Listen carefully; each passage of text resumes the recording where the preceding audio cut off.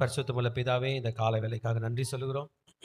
எங்களோட இடைப்படும் உம் நாமத்தை நீர் மகிமைப்படுத்திக் கொள்ளும். இதோ இன்றைக்கும் கூட எரேமியாவின் தீர்க்கதரிசன புஸ்தகத்தை நாங்கள் வாசிக்க நீர் பாராட்டின கிருபைக்காக நன்றி சொல்லுகிறோம். ஆண்டவரே, உம்முடைய கரங்களில் எங்களை தாழ்த்தி அர்ப்பணிக்கிறோம். நீர் எங்களோடு கூட பேச போகிற தயவுக்காக நன்றி. கர்த்தாவே, கேட்டுக்கொண்டிருக்கிற பார்த்து கொண்டிருக்கிற மக்கள் அனைவரோடும் உடைய கிருபை, இரக்கம், பாதுகாப்பு, நன்மைகள் தொடர செய்வீராக. எரேமியா என்கிற வாலிபனை நீர் தேர்வு செய்து அவனை அழைத்து அந்த மனிதனை ஊழியத்துக்கு அழைத்தது போல எங்களையும் அழைத்திருக்கிறீர் அப்பா. கடைசி காலத்தில் கர்த்தருக்காக நற்பணி செய்யக்கூடிய கிருபை வரங்களை நீர் எங்களோடு கூட தருவீராக. உடைய பாதபல தாழ்த்தி அர்ப்பணிக்கிறோம். நன்மையான காரியங்கள் செய்யுங்க ஒப்பு கொடுக்கிறோம். இயேசுவின் நாமத்தில் ஜெபங்கள் எடுக்கிறோம் நல்ல பிதாவே. நாம் அனைவரும் தயவு செய்து உட்காருவோம். எரேமியா தீர்க்கதரிசி கிறிஸ்துவுக்கு முன் 650 பிறந்திருக்கக்கூடும் என்று சொல்கிறார்கள். 650 650 பிசி பிறந்தது. 650 இறந்தது 570. கிறிஸ்துக்கு முன்னாடி நம்ம பார்த்தோம்னா கேலண்டர் மைனஸில் போவோம். கிறிஸ்துக்கு அப்புறம் பார்த்தோம்னா ப்ளஸில் போவோம். 2023 அப்புறம் 2024 வந்துச்சு. கிறிஸ்துக்கு முன்னாடி போனோம்னா 2000 மைனஸில் போவோம். கிறிஸ்துக்கு முன் 1, அப்புறம் 2, அப்புறம் 3, அப்புறம் 4 அப்படி போச்சுன்னா 650 பிறந்து 570 இறந்துருக்கிறார். ஓகே, மைனஸில் போகிறதுனால அப்படி படிக்கிறோம். இந்த எரேமியா தீர்க்கதரிசியை ஒரு ரிஃபார்மர்னு சொல்லலாம். ரிஃபார்மர் யாருன்னா, மக்களுடைய மனதையே மாற்ற நினைக்கிறவங்க தான் ரிஃபார்மர். ஒரு ரிஃபார்மேஷன். ஆமென். ஆமாம், ரிஃபார்மேஷன் மறுசீரமைப்பு, மக்களுக்கு மறுமலர்ச்சி கொண்டு வருகிறவர்கள் தான் ரிஃபார்மர்ஸ்.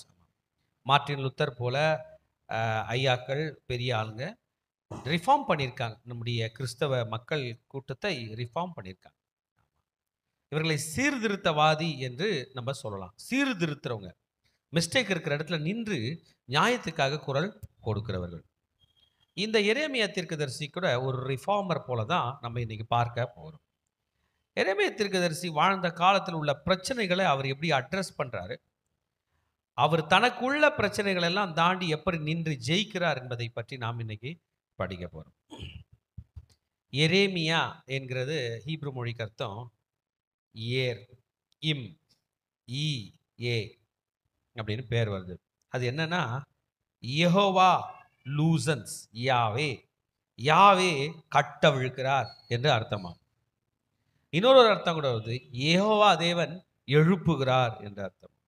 இன்னொரு கூட அர்த்தம் வருது, யெகோவா தேவன் உயர்ந்தவராய் இருக்கிறார் என்று சொல்லப்பட்டிருக்கு. தான் எரேமியானுடைய பேரனுடைய அர்த்தம்.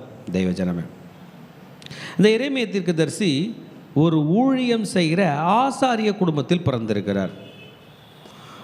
ஆக பிறப்பில் இருந்தே வேதம் கற்றவராய் இருந்திருக்க கூடும்.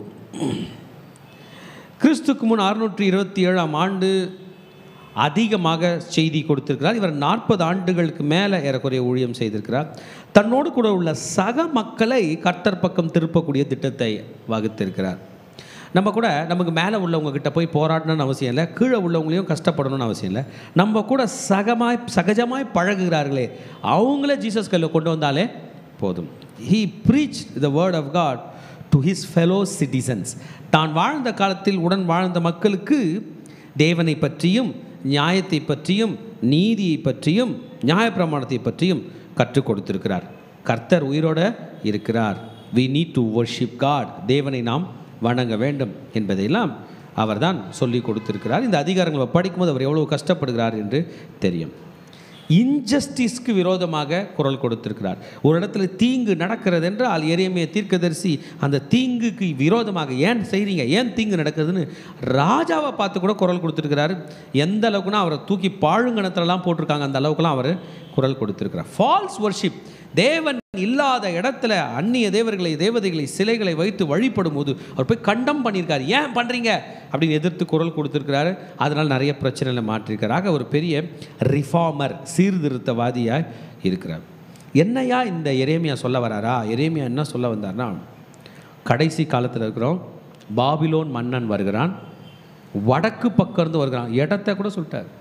வட திசையில் இந்த ராஜ்யம் வருது, நம்ம எல்லாம் அடிக்க போகுது, நீங்கள் கர்த்தர் காலில் விழுந்தீங்கன்னா தப்பிப்பீங்க, இல்லைனா பாபிலோனுக்கு சிறைப்பட்டு போவீர்கள் என்று சொல்கிறார்.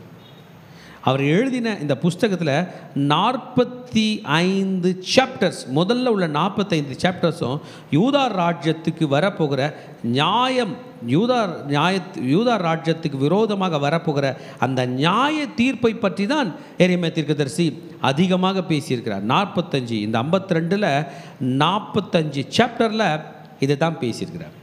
புரிந்து கொள்ள வேண்டும், எரேமியா தீர்க்கதரிசி யூதா நாட்டை சார்ந்த தீர்க்கதரிசி. நமக்கு தெரியும், இஸ்ரேல் ராஜ்யம் 2ஆய் பிளந்தது சாலமோனுடைய மகனாகிய ரெகோபயாம் காலத்தில். 10 கோத்திரம் எரோபயாம் என்கிற வேலைக்காரன் கையில் போயிடுச்சு. 2 கோத்திரம் தான் ரெகோபயாம் என்கிற ராஜா புள்ள கையில் வந்துச்சு. இந்த 2 கோத்திரத்துக்கு தான் தீர்க்கதரிசி யார் இருக்கிறாரு? எரேமியா தீர்க்கதரிசி. ஆக இஸ்ரேல் 2ஆய் பிளந்த பிறகு இஸ்ரேலுடைய மன்னர்கள் ஆட்சி செய்து கொண்டிருந்த போது இஸ்ரேல் பிரிந்து, இஸ்ரவேலில் மக்கள் ஆட்சி செய்து அசிரியர்கள் கையில் அழிந்து போய்விட்டார்கள். யூதா மாத்திரம் தனியாய் நிற்கும்போது அந்த 2 கோத்திரத்துக்கும், யூதாவும் பெஞ்சமினுக்கும் சேர்ந்து தீர்க்கதரிசனம் உரைத்தவர் தான் எரேமியா தீர்க்கதரிசி. His primary focus was to inform the people, to warn the people about the judgment that is coming upon Judah. யூதாவுக்கு விரோதமாக வருகிற ஜட்ஜ்மெண்ட், நியாய தீர்ப்பை பற்றி சொல்வதற்காக இருந்தது. ஏன் நியாய தீர்ப்பை பற்றி பேசணும்னா, அந்த காலத்தில் வாழ்ந்த ஜனங்க நியாய தீர்ப்பெல்லாம் இல்லைங்க, கடவுளே இல்லை, தப்பு பண்ணவன் நல்லா இருப்பான், நல்லது பண்ணவன் தண்டனை அனுபவிப்பான் அப்படின்னு டிஸ்பிலீஃபில் இருந்தாங்க. இன்றைக்கி நம்ம கூட இருக்கலாம், ஜீசஸ்லாம் இல்லைங்க, சர்ச்சுக்கெலாம் போகிறோம், கெட்டவனாகவே இருக்கிறான், நல்லவனுக்கு வருது பிரச்சனை. நோ, இன்றைக்கி அந்த மாதிரி ஒரு டிஸ்பிலீஃபில், அவிசுவாசத்தில் இருந்தீங்கன்னா இன்றைக்கி புரிஞ்சுங்க, இன்றைய உலகத்துக்கும் இதுதான், கீழ்ப்படியவில்லை என்றால் ஆபத்து வருகிறது. இன்றைக்கும் எரேமியா தீர்க்கதரிசனுடைய புஸ்தகம் நமக்கும் பொருந்தும். ஏன்னா இன்றைக்கும் மக்கள் சில நேரத்தில் டிஸ்பிலீஃபில் இருக்கிறாங்க, டிஸ்ஒபீடியன்ஸ், ஆண்டவருக்கு நான் கீழ்ப்படிய மாட்டேன் என்று சொல்லுகிறார்கள்.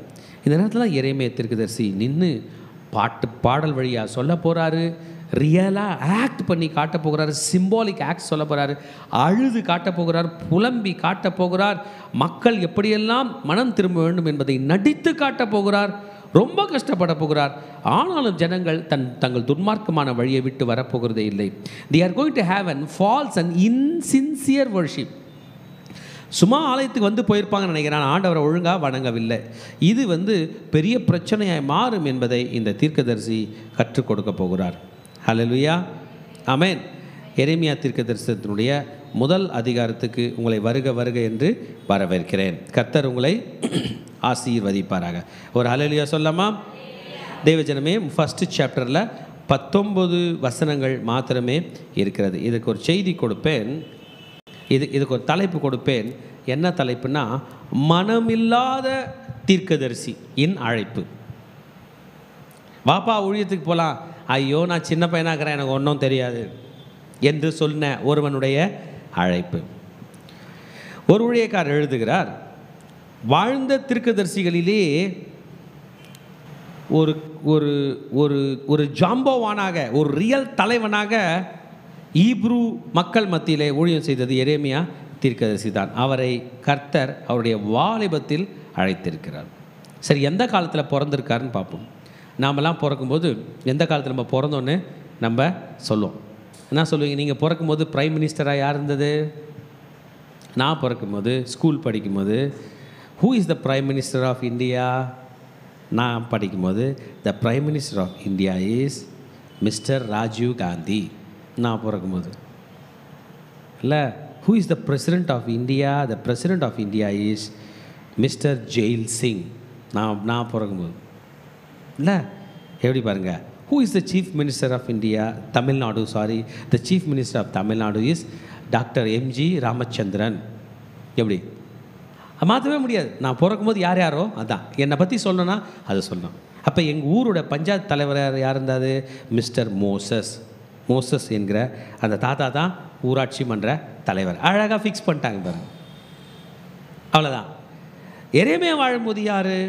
எரேமியா பிறக்கும் போது யார்? அவர் எந்த கோத்திரத்தை சார்ந்தவர்? இருந்த ராஜா யார் என்பதை பற்றி நாம் படிக்க போகிறோம். முதல் பகுதி எரேமியாவின் நேரமும் காலமும். ஆமென், ஹல்லேலூயா. த டைம்ஸ் ஆஃப் ஜெரேமியா என்று கூட நம்ம சொல்லாமல், எரேமியா வாழ்ந்த காலம். ஆமென், அதை 3ஆம் வசனம் வரைக்கும் படிக்கலாம். 4லேருந்து கண்டினியூ பண்ணி படித்தோம்னா, எரேமியாவை தேவன் ஆயத்தப்படுத்தினதும் எரேமியாவை தேவன் அழைத்ததும். நம்மை அழைப்பதற்கு முன்பதாக ஆயத்தப்படுத்துகிறார், அழைத்தின பிறகு ஆயத்தப்படுத்துகிறார். 2 ஃபேஸும் நடக்கும். கூப்பிட்றதுக்கு முன்னாடியும் ரெடி பண்ணுறாரு, கூப்பிட்ட பிறகும் ரெடி பண்ணுகிறார். த கால் அண்ட் ப்ரிப்பரேஷன் ஆஃப் எரேமியாவை கர்த்தர் அழைக்கிறதை நாம் 2வது பகுதியில் படிக்க போகிறோம். இது ஏறக்குறைய 10 வசனங்களை தாண்டி இதை பற்றி அவருடைய அழைப்பு. ஆனால் இந்த 10 வசனத்துக்குள்ளே நம்ம படிக்கும்போது எரேமியா கர்த்தர் அழைத்த அழைப்பை வேண்டாம் என்று சொல்ல போகிறார். ஐயா டாடி நான் வரலன்னு சொல்ல போகிறேன். 11th வெர்ஸ்லேருந்து கடைசி வரைக்கும் படித்தோம்னா எரேமியாஸ் ட்ரைனிங், அழைப்பு, ப்ரிப்பரேஷன். இப்போ ட்ரைனிங் ஸ்டார்ட் பண்ணிட்டார், பேச போகிறார். எரேமியாவை தைரியப்படுத்தி பேச போகிறார். ட்ரைனிங் தான் ஒரு மனுஷனை ஒரு துறையில் தாக்கு பிடிக்கும்படி செய்யும். கடினமானவைகள் தான் நம்மை தாக்கு பிடிக்கும்படி செய்யும். கம்ஃபர்ட் ஜோனில் நம்ம வளர முடியாது. You grow when you are outside the comfort zone.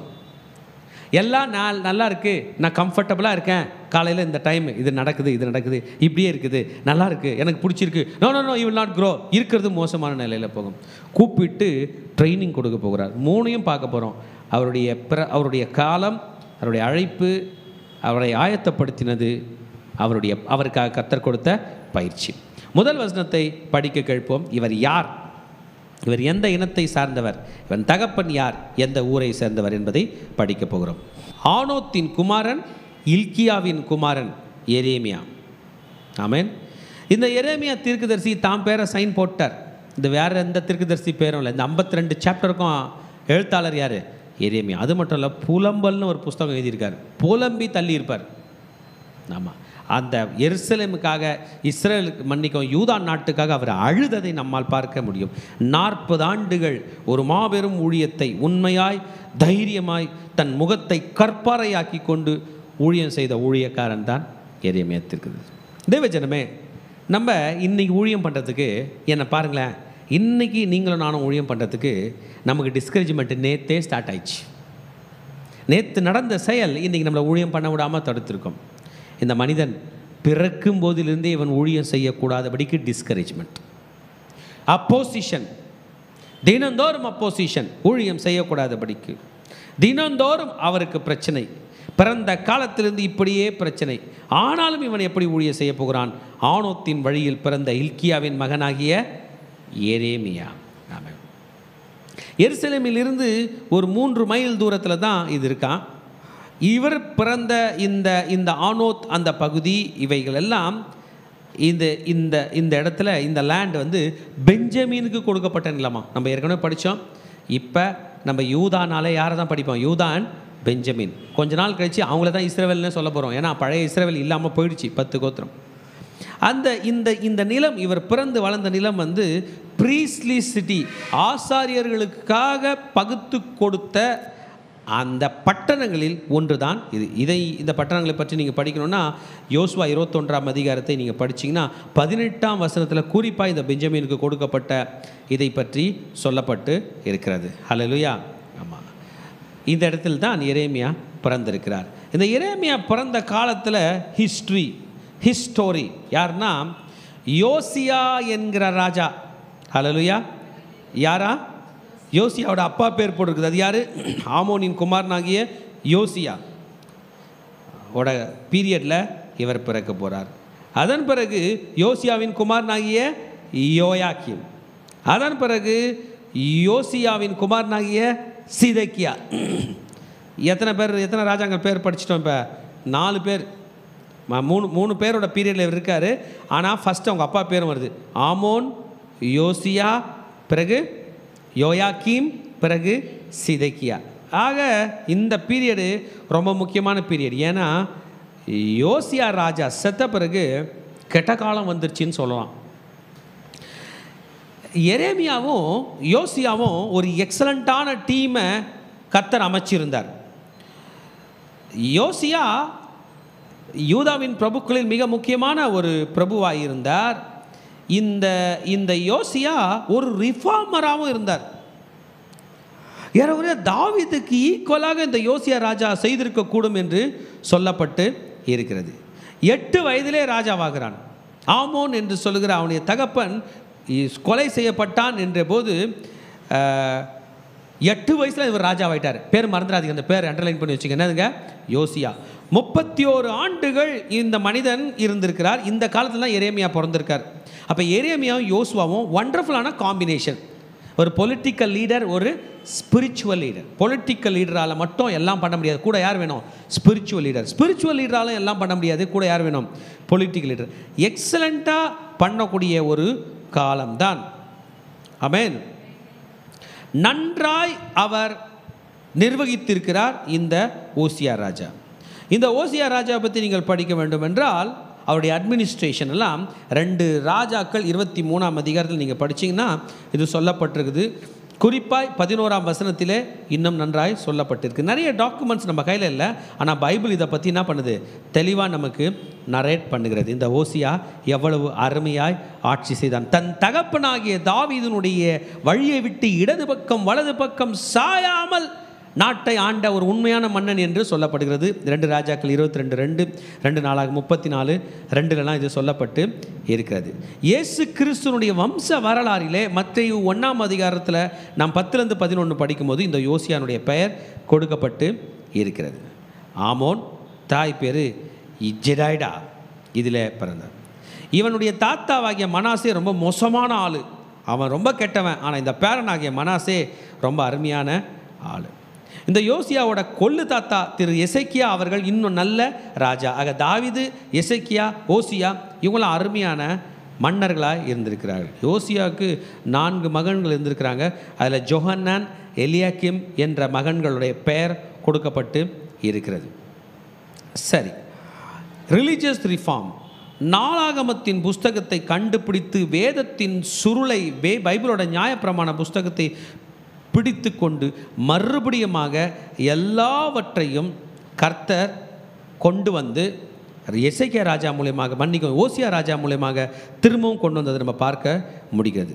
High பிரீஸ்டான ஹில்கியா என்று சொல்லுகிற அந்த ஆசாரியனை வைத்து ஆலயத்துக்கு வருகிற பணங்களை எல்லாம் ட்ரெஷரியை திறந்து வேதத்தில் சொல்லப்பட்ட எல்லாவற்றையும் செய்து முடிக்க வேண்டும், மோசையின் நியாய பிரமாணத்தை செய்து முடிக்க வேண்டும் என்பதை எல்லாம் இந்த ரிஃபார்மேஷன்லாம் கொண்டு வந்தவர் யாருங்க? ஓசியா ராஜா. அப்போ அவருக்கு ஊழியத்தில் இருந்தவர் தான் இந்த ஹில்கியா.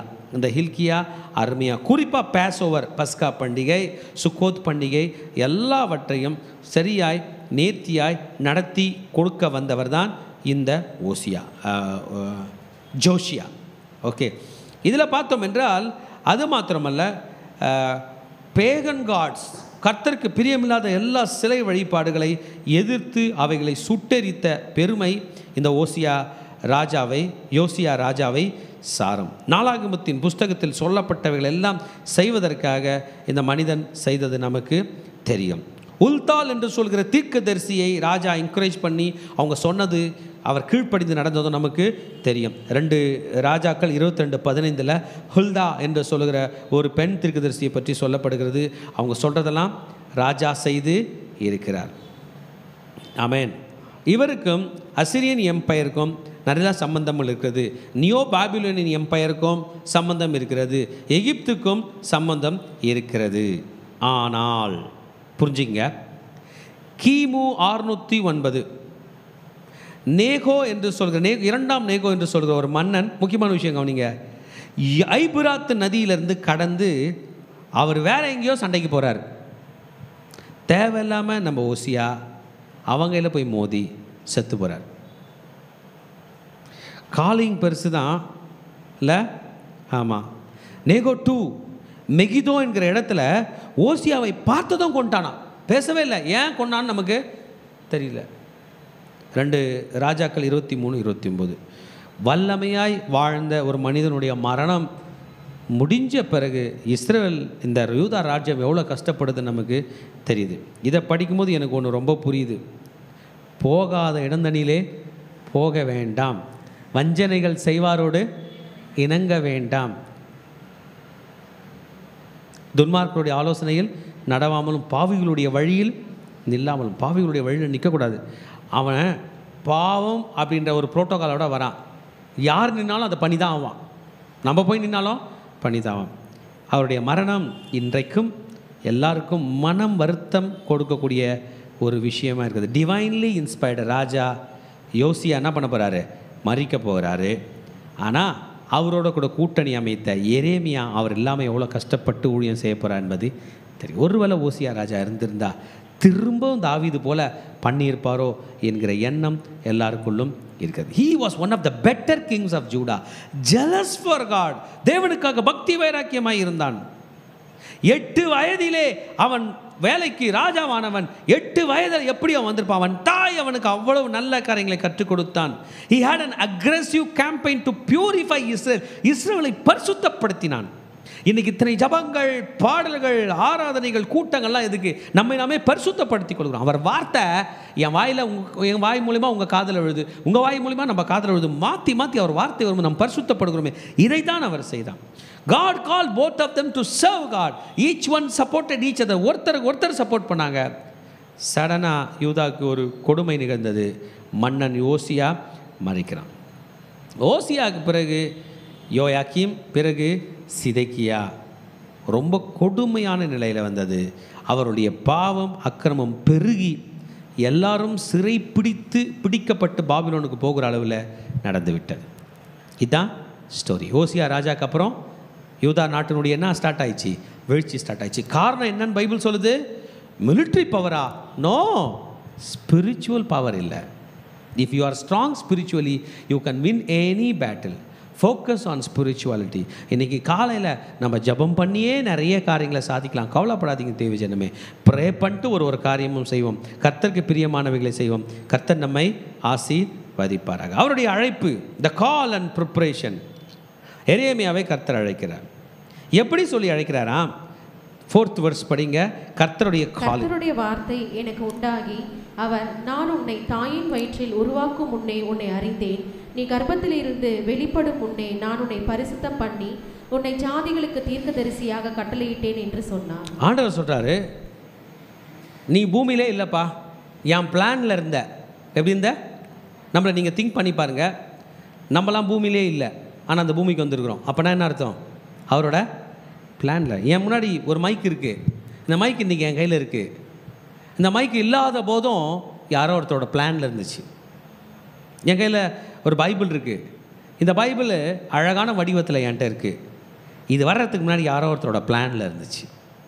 நான் இன்றைக்கு மனிதனாக இருக்கிறேன். தாயின் கருவிலே தான் உருவானேன், ஆனால் என் தேவனுடைய திட்டத்தினால் உருவானேன். இன்றைக்கு அவர் ஊழியத்துக்கு நின்று கொண்டிருக்கிறேன். அவர் தம் இரத்தத்தினால் இந்த பாவியை பரிசுத்தப்படுத்தினால்தான் நின்றிருக்கிறேன். அவர் அபிஷேகம் பண்ணினால்தான் தீர்க்கதரிசி ஆனாராம் எரேமியா. 3 வேர்டு, 3 வார்த்தையில் அழகாக 3 சென்டென்ஸில் எக்ஸ்பிளைன் பண்ண. ஐ ஃபார்ம்ட் யூ. நீ தாயின் கருவில் உன்னை நான் உருவாக்குறதுக்கு முன்னாடியே தெரிந்தேன். இந்த தமிழ் வசனம் பாருங்கள், அது சொல்கிறது, படிங்க. அது எனக்கு கொஞ்சம் டீட்டெயிலாக போனோம். நான் உன்னை தாயின் வயிற்றில் உருவாக்கும் முன்னே உன்னை அறிந்தேன். எப்படிங்க அது? அம்மா வயிற்றில் நம்ம உருவாக்கலாம், ஆனால் உன்னை எனக்கு தெரியும். அப்பனா நம்ம அம்மா வயிற்றில் உருவாகிறதுக்கு முன்னாடி நம்மளை ஜீசஸ்க்கு தெரியும். ஆதாம மண்ணிலேருந்து எழுப்புறார், அதான் நமக்கு தெரியும். அந்த மனிதன் மண்ணுக்குள்ளே போய் மேலே எழும்புறதுக்கு முன்னாடியே ஆதாம அவருக்கு தெரியும். ஹல்லேலூயா. உன்னை அறிந்தேன், ஐ நோ யூ. பாருங்கள், யாரோ ஒருத்தர் எனக்கு உன்னை தெரியும் போது நம்ம ரொம்ப சந்தோஷமாக. நான் உங்களை பார்த்துருக்கேன், எனக்கு உங்களை தெரியுங்க, உங்கள் வீடு தெரியும், நீங்கள் இந்த ஊர் தானே சந்தோஷமாக இருக்குது. கிறிஸ்து சொல்லுகிறார், தேவன் சொல்லுகிறார், இந்த தாயின் வயிற்றில் பிறந்து இந்த ஊர்காரனா, இவனுடைய மகனா, இவனுடைய மகளாய் பிறந்த நீ உன் தாயின் வயிற்றில் உருவப்படுவதற்கு முன்பதாக நான் உன்னை அறிந்தேன். I know you before. அடுத்தது, நீ வெளியே வரத்துக்கு முன்னாடியே நான் உன்னை பரிசுத்தப்படுத்தினேன். எப்படிப்பா பரிசுத்தப்படுத்தினீங்க? என் ரத்தத்தினால் பரிசுத்தப்படுத்தினேன். உன்னை தீர்க்கதரிசியாக கட்டளையிட்டேன். சாத்தான் ஒரு கட்டளை போடுறான் நம்மளை பார்த்து, நீ இப்படி வருவ, அப்படி வருவ, இப்படி ஆகணும், பாவம் பண்ணணும், அப்படி போகணும்னு சொல்லுவான். ஆண்டவர் நம்மளை பார்த்து சொல்லுவார், நீ எனக்கு தீர்க்கதரிசியாய் வா. ஹல்லேலூயா. என் ஊழியம் செய்ய வா. இப்போ புரிஞ்சுங்க, கர்த்தருடைய கட்டளை நிறைவேறணுமா? தானா போகிறது நிறைவேறணுமா? கர்த்தருடைய கட்டளை நிறைவேற வேண்டும். ஹல்லேலூயா. கர்த்தர் நம்மை அழைத்த பிறகு we are people with only excuses. நம்மக்கிட்ட ப்ராப்ளம் என்ன தெரியுங்களா? ரெஸ்பான்சிபிலிட்டியை ஓரம் கட்டிட்டு ரெஸ்பான்சிபிலிட்டிக்கு ஈக்குவலாக எக்ஸ்கியூஸ் சொல்லும். ஏன் ஸ்கூலுக்கு வரல? தாத்தாக்கு உடம்பு சரியில்லை. I want excuse. என்னதுங்க? புரிஞ்சுங்க, எக்ஸ்கியூஸ் என்ன பண்ணுதுன்னா நமக்கு ஒரு முட்டுக்கட்டையாய் மாறப்போகிறது. இன்னில நம்ம எக்ஸ்கியூஸ் எடுக்க போகிறதில்ல.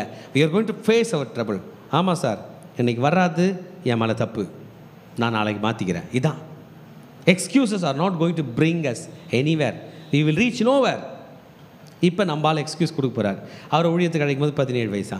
ஆண்டவரே, நான் பேச அறியேனே, நான் சின்ன பையனாய், ஆண்டவரே எனக்கு பேச தெரியாதே, இங்கிலீஷ் தெரியாதே, தமிழ் தெரியாதே, ஹிந்தி தெரியாதே, பேசவே தெரியாதே, எப்படி இருக்கேன், நானே சின்ன பையனாகிறேன். கர்த்தர் சொல்றா பாருங்க, சிறு பிள்ளை என்று நீ சொல்லாதே. நீ கவனிங்க, நான் உன்னை அனுப்புகிற எல்லா இடத்துலையும் போய் நான் உனக்கு கட்டளையிடுகிறவளே நீ பேசுவாயாக. குழந்தைய ஏபிசிடி படிக்க சொல்கிறீங்க. ஐயோயோ, நான் இங்கிலீஷ் இன்னும் கண்டுபிடிக்கவே இல்லையனுமா, இல்லை இருக்கிற ஏபிசிடியை படிக்குமா? ஏ பி சி, அதான் நான் பைபிளை கொடுத்தனே, அதை மட்டும் பேசு. எக்ஸ்ட்ரா பேசுகிறதுக்கு இன்னும் கற்றுக்கொள்ளவில்லை, பரவாயில்லை, நான் கட்டளையிடுகிறவைகளை பேசு. இன்றைக்கி ஆண்டவர் நம்மளை பார்த்து சொல்கிறார், நான் சொல்கிறத நீ பேசு. என்ன வார்த்தை தெரியுங்களா? நான் கூட நிறைய நேரம் யோசித்தேன், மக்களை பார்த்து, ஆண்டவர் உன்னை நேசிக்கிறார், உன்னை கைவிட மாட்டார், உன் கடன் பிரச்சனையை மாற்றுவார்னு. ஸ்ட்ராங்கான காஸ்பல் இல்லைங்க. ஜனங்களை பார்த்து மனம் திரும்புங்கள், பரலோக ராஜ்யம் சமீபமாக இருக்குதுன்றது தான் ஸ்ட்ராங் காஸ்பல்.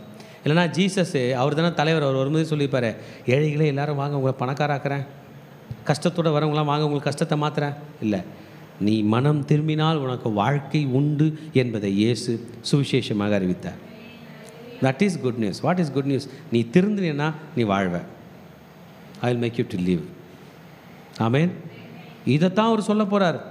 இன்றைக்கி உங்களை கர்த்தர் ஊழியத்துக்கு அழைச்சி, நோ அதர் மெசேஜ், மனம் திரும்புங்கள், பரலோக ராஜ்யம் சமீபமாக இருக்குதுன்னு மட்டும்தான் சொல்லணும், வேறு எதுவும் சொல்லக்கூடாதுன்னா.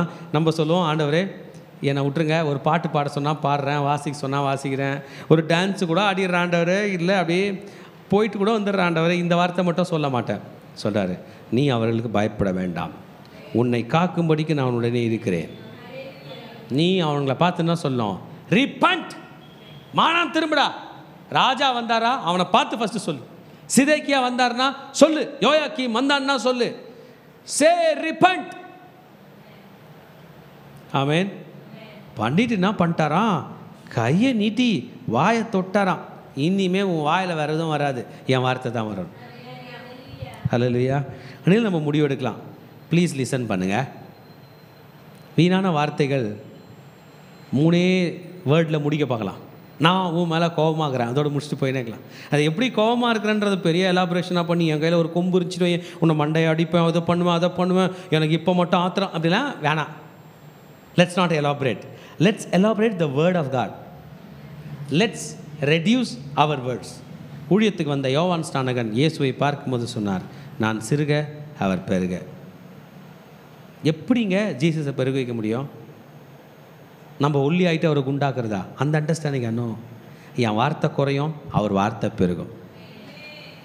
நான் என் வாயை மூடிக்கிறேன், அவரோட வாயை திறக்கட்டும். அப்படி தாங்க இருக்குது. இன்றைக்கு ஊழியம் செய்கிற நாம் சிறுக வேண்டும், நம் ராஜா பெருக வேண்டும், அவர் வார்த்தை பெருக வேண்டும் சொல்லிட்டு சொல்றார், உன்னை உபயோகப்படுத்துவேன் பார், பிடுங்கவும் இடிக்கவும் அவிழ்க்கவும் கவிழ்க்கவும் கட்டவும் நாட்டவும் உன்னை நான் இன்றைய தினம் ஜாதிகள் மேலும் ராஜ்யங்கள் மேலும் ஏற்படுத்தினேன் என்று கர்த்தர் சொல்லுகிறார். ஐ ஹேவ் சோசன் யூ, நான் தான் உன்னை அழைச்சிருக்கேன், இதுக்காகலாம் அழைச்சிருக்கிறேன். You are a prophet to the nations. ஆமென். நீ வாலிபன்னு சொல்லாத, என்னால் ஊழியம் செய்ய முடியாதுன்னு சொல்லாத. உங்கள் தாத்தாவாகிய தாவீதை எப்போ தெரிந்து கொண்டேன்? வாலிபனாக இருக்கும். நீங்களும் நானும் இன்றைக்கி நான் வாலிபன், எனக்கு ஒன்றும் தெரியாதுன்னு சொல்லாதீங்க. எத்தனை வருஷம் சொல்ல போகிறீங்க? யோவான் ஸ்நானகன் என்கிறவனை சிறு குழந்தையாக இருக்கும்போது தேர்வு செய்தார். தீமோத்தேயுவை சிறு பிள்ளையாக இருக்கும்போது தேர்வு செய்தார். ஏன்? இயேசு கிறிஸ்துவே வாலிபத்தில் தான் தேவன் தேர்வு செய்தார். 12 வயசுல ஜீசஸ் மொத்த பைபிளையும் மனப்பாடம் பண்ணியாச்சு. நமக்கு தெரியும், 12 வயசில் வேத பாராகர் முன்பதாகவும் வேத பாராகர் முன்பதாகவும் பரிசேயர் முன்பதாகவும் ஆசாரியர்கள் முன்பதாகவும் யார் பேசுகிறாரு? ஜீசஸ். அவர் கேட்குற கேள்விக்கு அவங்களால பதில் சொல்ல முடியல. அப்போ 12 வயசு வரைக்கும் எக்ஸலண்ட்டான ட்ரெயின். வயசை பார்க்காத, நான் உன்னை ட்ரெயின் பண்ணுறேன். ரைட்டா? ஓகே, சரி ஆண்டவரே, நீங்கள் எனக்கு ட்ரைனிங்கு கொடுப்பீங்க. சி லிசன் தேவ ஜனமே, teaching can take place in a classroom. Teaching எங்கே நடக்கலாம்? Training will take place anywhere. Bus ஸ்டாண்டில் இறங்கி நின்று பஸ்ஸுக்கு காத்து நிற்கும் போது கூட என்ன கொடுப்பாரு? உங்களை யாரோ ஒருத்தர் பார்த்து ரொம்ப மோசமான வார்த்தையில் திட்டும்போது கூட அது என்ன தான்? ட்ரைனிங் தான். உங்கள் பாக்கெட்டில் காசே இல்லாமல் ஒரு வேலையை நடத்தி முடிக்கணும், அது என்னது? ட்ரைனிங் தான். 5 அப்பம் 2 மீனை வச்சு 5000 பேருக்கு சாப்பாடு போடணும், அதுவும் ட்ரைனிங் தான். Teaching can happen inside the classroom, but training is out in the world. இன்றைக்கி இந்த மெசேஜை கேட்டது ஊழியம் முடிஞ்சிச்சின்னு போகாதீங்க, மெசேஜை கேட்டுட்டு ட்ரைனிங் ஸ்டார்ட் ஆச்சுன்னு கிளம்பி போங்க. ஹல்லேலூயா. 17 வயதில் ஊழியத்துக்கு அழைக்க போகிறார். ட்ரைனிங். முதலாவதாக தீர்க்கதரிசி என்றால் தீர்க்கமாய் தரிசனம் காண வேண்டும் என்பதற்காக முதல் தீர்க்க தரிசனத்தை காட்டுகிறார். முதல் தரிசனத்தை காட்டுகிறார் என்னன்னா, ஒரு ஆல்மோன் ட்ரீ பார்க்கிறார். வாதுமை மரத்தினுடைய ஒரு கிளையை பார்க்கிறார். வாதுமை மரத்தினுடைய கிளை. நீ என்னத்தை காண்கிறாய்? நான் வாதுமை மரத்தினுடைய ஒரு கிளை. வாதுமை என்றால் ஐ ஆம் ரெடி. வாதுமை மரத்தை காட்டினா சொல்றார், வாதுமை மரம்னாவா? நான் ரெடியாக இருக்கேன். எதுக்கு ரெடியாக இருக்கேன்? என் வேலையை செய்து முடிக்க ரெடியாய் இருக்கிறேன். ஆமென். ஒரு கொய்யா கிளையை நடுறீங்க, ஒரு முருங்கை கிளையை நடுறீங்க, ஒரு மாமரத்தை எல்லாம் வெட்டி வெட்டி நடுறீங்க. முருங்கை மரம் நம்மளை பார்த்து என்ன தெரியுமா சொல்லும்? நான் ரெடியாகிறேன் வளர்கிறதுக்கு. கரெக்ட் தானே? துளிர் விடுமா விடாதா? விடும். அது முருங்கை மரம்.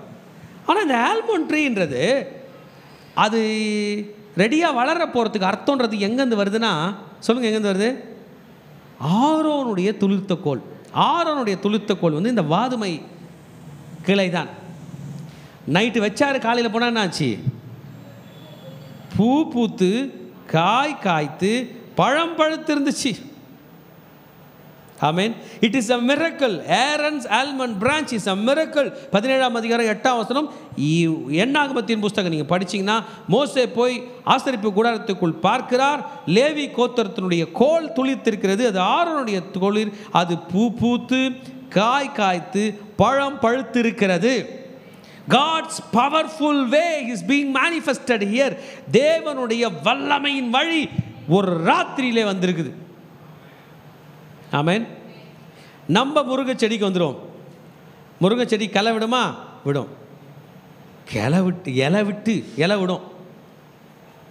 இலை விட்டு ஐயா கவனிக்கிறீங்களா?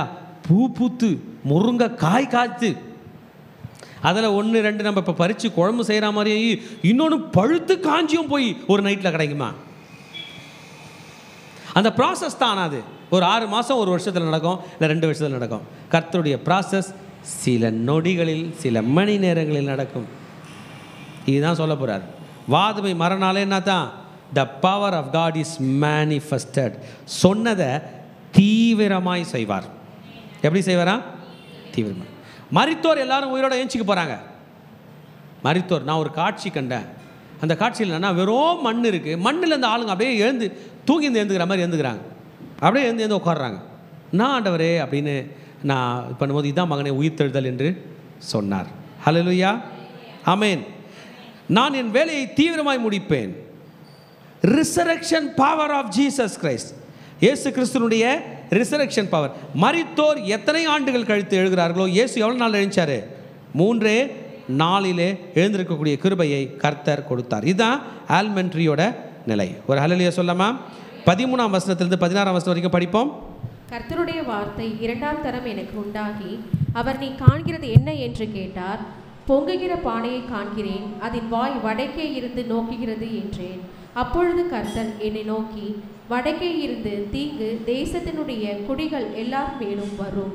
இதோ நான் வடதிசை ராஜ்யங்களின் வம்சங்களை எல்லாம் கூப்பிடுவேன் என்று கர்த்தர் சொல்லுகிறார். அவர்கள் வந்து அவன் தன் தன் சிங்காசனத்தை எருசலேமின் ஒளிமுக வாசல்களுக்கும் அதன் சுற்று மதில்கள் எல்லாவற்றிற்கும் விரோதமாகவும் யூதா தேசத்து எல்லா பட்டணங்களுக்கும் விரோதமாகவும் வைப்பார்கள். பார்த்தீங்கன்னா செகண்ட் ட்ரைனிங்கு, செகண்ட் தரிசனம். முதல் தரிசனம் ஸ்பீடாக பண்ண போகிறேன். செகண்ட் தரிசனம் என்னத்தை ஸ்பீடாக பண்ண போகிறேன்?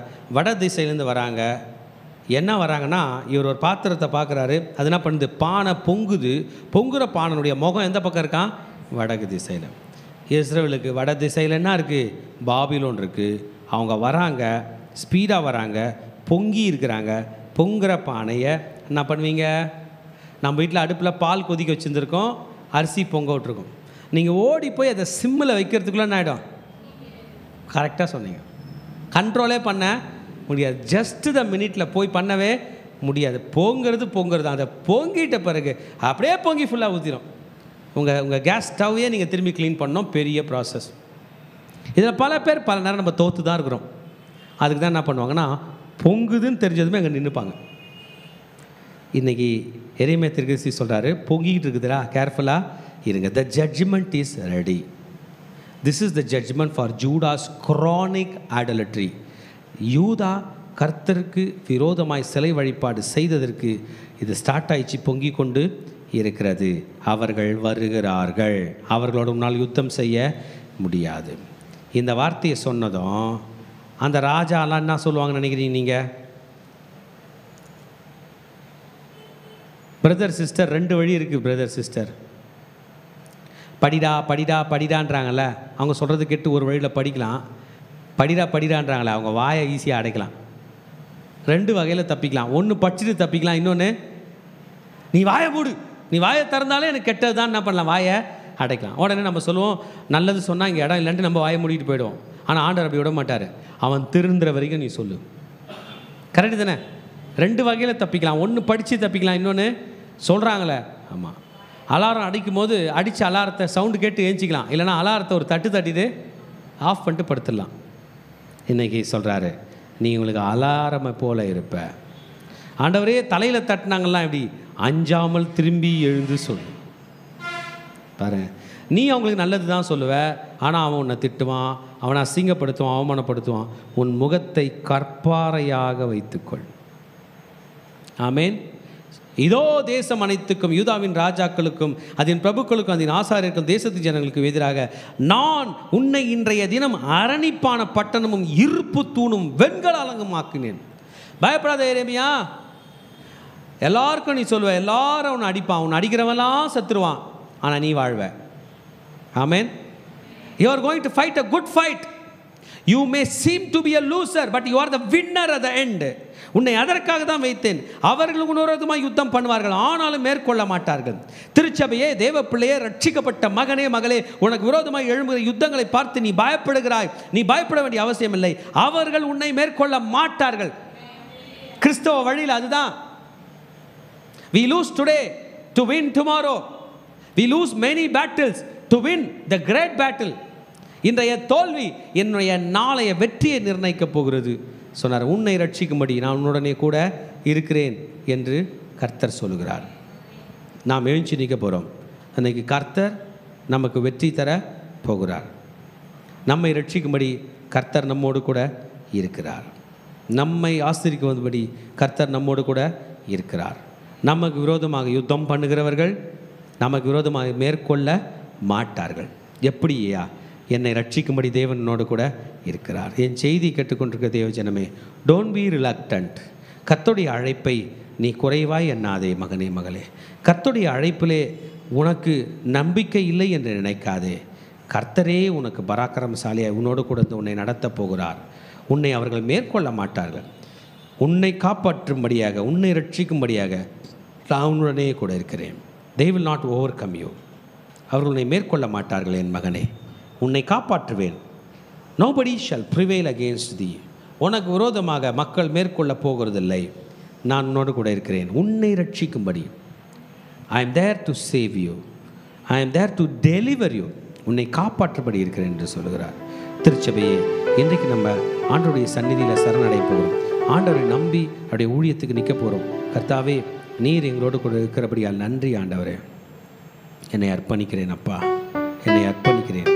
உம் சந்நிதியில் என்னை அர்ப்பணிக்கிறேன். உம் சந்நிதியில் நான் வருகிறேன். உமக்கு நன்றி சொல்லுகிறேன். என்னை அர்ப்பணிக்கிறேன். நான் கலங்க மாட்டேன். குறிப்பாய் வாலிப பிள்ளைகளே, நம்முடைய பலத்தை நாம் யாருக்கு தருகிறோம்? வயசாயிட்ட பிறகு ஆண்டவர் கையில் வரலாமா? எல்லா வேலையும் முடிச்சுட்டு ஆண்டவர் கையில் வரலாமா? கர்த்தர் முதற் பலன் நல்லா எதிர்பார்க்குறார். எனக்கு ஃபஸ்ட்டு பண்ணிவிட்டு நீ அடுத்த வேலையை பார்க்க போ. Do for me. இல்லை ஆண்டவரே, எனக்கு தாக்குதல் வரும் என்று பயப்படுகிறேன். அவர்களோடு யுத்தம் பண்ணுவார்கள், உன்னை மேற்கொள்ள மாட்டார்கள். They will fight against you, but they will not prevail against you. கர்த்தர் மீது நம்பிக்கை நமக்கு பெருக வேண்டும். இந்த வார்த்தைக்கு கீழ்ப்படிந்து எரேமியா தீர்க்கதரிசி ஊழியத்துக்கு அர்ப்பணிக்கிறார். 52 அதிகாரங்கள் ஊழியம் செய்ய போகிறார். பிறகு புலம்பலின் புஸ்தகத்திலும் ஊழியம் தான் செய்ய போகிறார். நம் வாழ்க்கையில் எத்தனை டிஸ்கரேஜ்மெண்ட்ஸ் வந்தாலும், சேலஞ்சஸ் வந்தாலும், நான் அர்ப்பணிக்க போகிறேன் ஆண்டவரே என்று கர்த்தர் சந்நிதியில் நம்மை அர்ப்பணித்து நம்ம கர்த்தருக்கு விட்டு கொடுப்போம். கர்த்தர் நம்மை ஆசீர்வதிப்பாராக.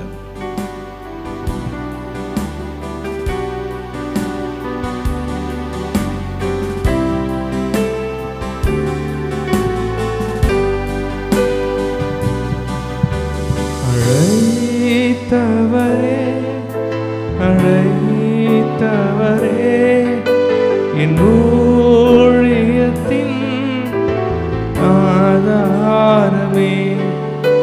அழைத்தவரே அழைத்தவரே என் ஊழியத்தின் ஆதாரமே. எத்தனை நிந்தைகள் எத்தனை தேவைகள் என்னை சூழ நின்றாலும் உம்மை பார்க்கிறேன். எத்தனை நிந்தைகள் எத்தனை தேவைகள் என்னை சூழ நின்றாலும் உம்மை பார்க்கிறேன்.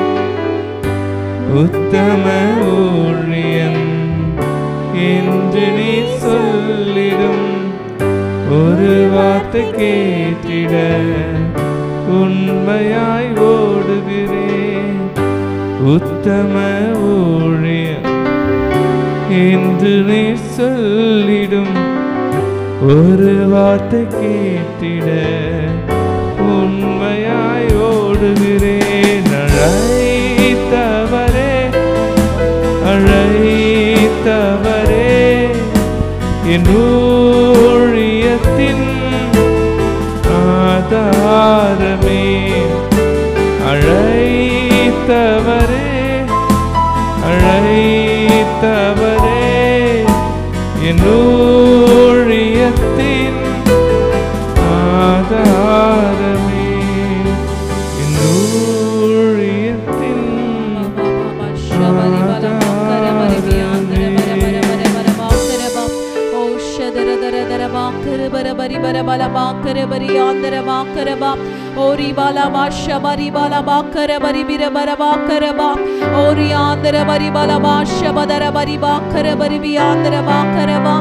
அப்பா பிதாவே உமக்கு நன்றி ஆண்டவரே.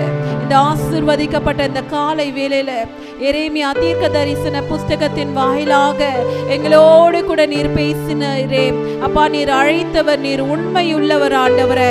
எங்களை கடைசி வரைக்கும் ஆண்டவரே உம்முடைய அழைப்பின் பாதையில் நடத்தி செல்ல நீர் வல்லமை உடைய தேவனாய் இருக்கிறீர். இப்பொழுதும் கூட பரிசுத்த ஆவியானவரே எங்க மத்தியில நீங்க அசைவாட போகிற கிருபைகளுக்காக நன்றி நன்றி நன்றி ஆண்டவரே. இயேசுவின் ரத்தம் ஜெயம், இயேசுவின் நாமத்தினால் பிதாவே, ஆமென்.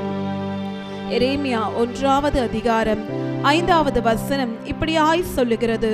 நான் உன்னை தாயின் வயிற்றில் உருவாக்கும் முன்னே உன்னை அறிந்தேன். நீ கர்ப்பத்திலிருந்து வெளிப்படும் முன்னே நான் உன்னை பரிசுத்தம் பண்ணி உன்னை ஜாதிகளுக்கு தீர்க்கதரிசியாக கட்டளையிட்டேன் என்று சொன்னார். இந்த வசனத்துல கர்த்தர் எரேமியா தீர்க்கதரிசி மூலமாக இடைபெறுகிறார். எரேமியாவை பார்த்து சொல்லுகிறார், நான் உன்னை தெரிந்து கொண்டேன்.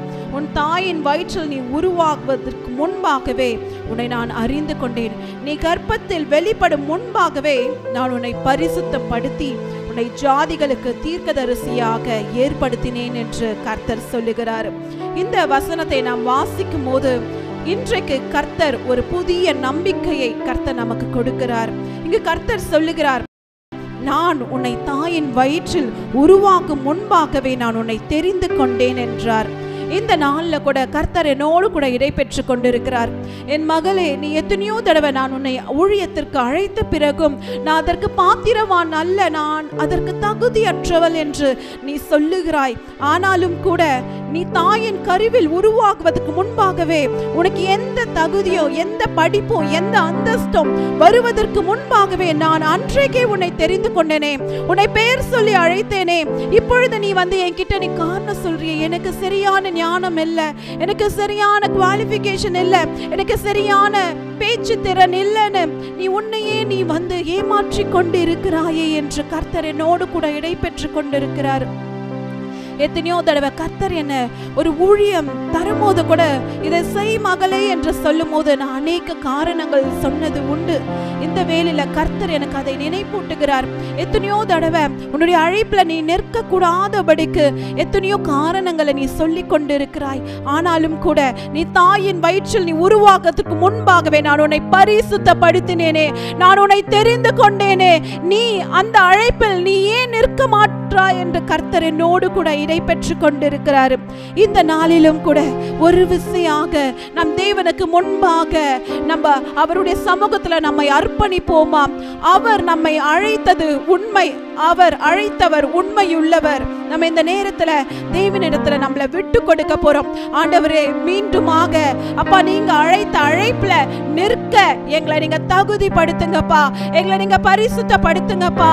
இதோ ஒரு விசையாக இந்த அழைப்பை நீங்க புதுப்பித்து மீண்டுமாக நாங்கள் அந்த ஸ்தானத்துல நிற்க கிருபை செய்யுங்கப்பான்னு தேவனிடத்துல நம்ம கேட்போமா. இந்த நேரம் தேவனுக்கும் நமக்கும் மத்தியில இதோ நம்மை அர்ப்பணிக்கும் போது தேவன் நம்மை மீண்டுமாக எடுத்து அவர் வல்லமையாய் பயன்படுத்துவார். உயிர் வாழும் நாட்களெல்லாம் ஓடி ஓடி உழைத்திடுவேன். நான் உயிர் வாழும் நாட்களெல்லாம் ஓடி ஓடி உழைத்திடுவேன். அழைத்தீரே உம் சேவைக்கு, என்னை அழைத்தீரே உம் சேவைக்கு, அதை நான் மறப்பேனோ, அதை நான் மறப்பேனோ. எஜமானனே,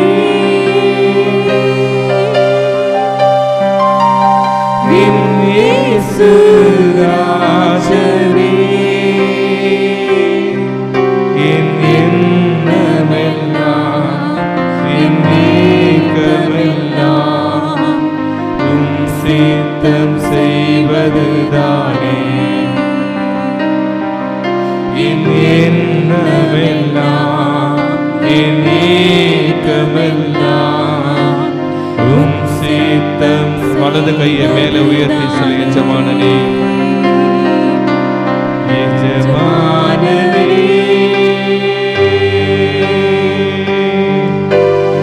எஜமானனே, என் இயேசு ராஜனே,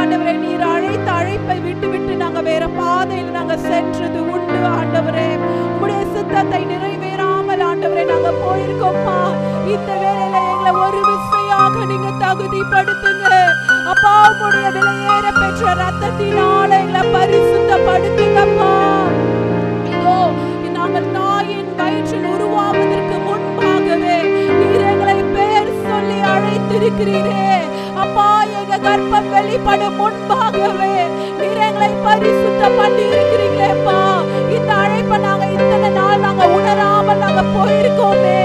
ஆவியானவரே, ஒரு விசையாக எங்களை நீங்க புதுப்பியும் ஆண்டவரே. எங்களை புதுப்பித்து எங்களுடைய ஸ்தானத்தில் நின்று எரேமியா தீர்க்கதரிசியை கொண்டு நீர் செய்த காரியத்தை போல எங்கள் ஒவ்வொருவரையும் நீர் பயன்படுத்தும் ஆண்டவரே. ஓரிபாலா ஷபா பாபா பாபா எங்களை நாங்க அர்ப்பணிக்கிறோம்ப்பா. எங்களை நாங்க உம்முடைய சித்தத்திற்கு நாங்கள் எங்களை விட்டு கொடுக்கிறோம் ஆண்டவரே.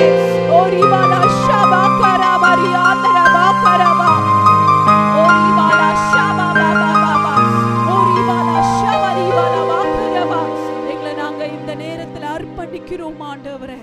இதோ நீர் கூயவன் அப்பா, நாங்கள் களிமண், உம்முடைய சித்தத்திற்கு எங்களை அர்ப்பணிக்கிறோம். நீர் மீண்டுமாக எங்களை உருவாக்கி எங்களை நீங்க பயன்படுத்த போவதற்காக உமக்கு நன்றி செலுத்துகிறோம். இந்த நாள்ல மீண்டுமாக அப்பா நீர் எங்களை தெரிந்து கொண்ட அழைப்பை நீங்க புதுப்பித்ததற்காக நன்றி ஆண்டவரே. இனி நாங்கள் எங்களுடைய ஸ்தானத்தில் நின்று ஆண்டவரே நீர் சொல்வதை நாங்கள் செய்து முடிப்போம். அர்ப்பணிக்கிறோம் இயேசுவின் ரத்தம் இயேசுவின் நாமத்தினால் பிதாவே, ஆமென். இப்பொழுது கூட நம்ம ஒரு தீர்க்க தரிசன செயல் செய்யலாம். இந்த 5ஆம் வசனத்தை நம்ம மீண்டுமாக நம்ம இப்ப உறுதிமொழியாய் நமக்கென்று எடுத்துக்கொண்டு சொல்ல போகிறோம். நம்ம ஒருமனப்பட்டு சொல்லலாம். நான் தாயின் வயிற்றில் உருவாகும் முன்னே கர்த்தர் என்னை அறிந்திருக்கிறார். நான் கர்ப்பத்தில் இருந்து வெளிப்படும் முன்னே அவர் என்னை பரிசுத்தம் பண்ணி இருக்கிறார். அவர் என்னை ஜாதிகளுக்கு தீர்க்கதரிசியாக என்னை கட்டளையிட்டார். இனி நான் அவருடைய சித்தத்தை செய்து முடிப்பேன். ஆமென், ஆமென், ஆமென். ஹல்லேலூயா. ஷலோம். கடைசி ஆசீர்வாதத்துக்கு நேராக கைகளை விரித்துக் கொள்ளும். ஈவரக்கா அடோனாய் வயீஷ்மரக்கா யாஏர் அடோனாய் பனவ் அல்லக்கா விஹுனக்கா ஈஷா அடோனாய் பனவ் அல்லக்கா வயசம் லக்கா ஷாலோம் வயசம் லக்கா ஷாலோம். கர்த்தர் உன்னை ஆசீர்வதித்து காக்க கடவர். கர்த்தர் தன் முகத்தின் மேல் பிரகாசிக்க பண்ணி உன்மேல் கிருபையா இருக்க கடவர். கர்த்தர் தன் முகத்தை உன்மேல் பிரசன்னமாக்கி உனக்கு சமாதானம் கட்டளையிட கடவர். ஹல்லேலூயா, ஹல்லேலூயா, ஹல்லேலூயா.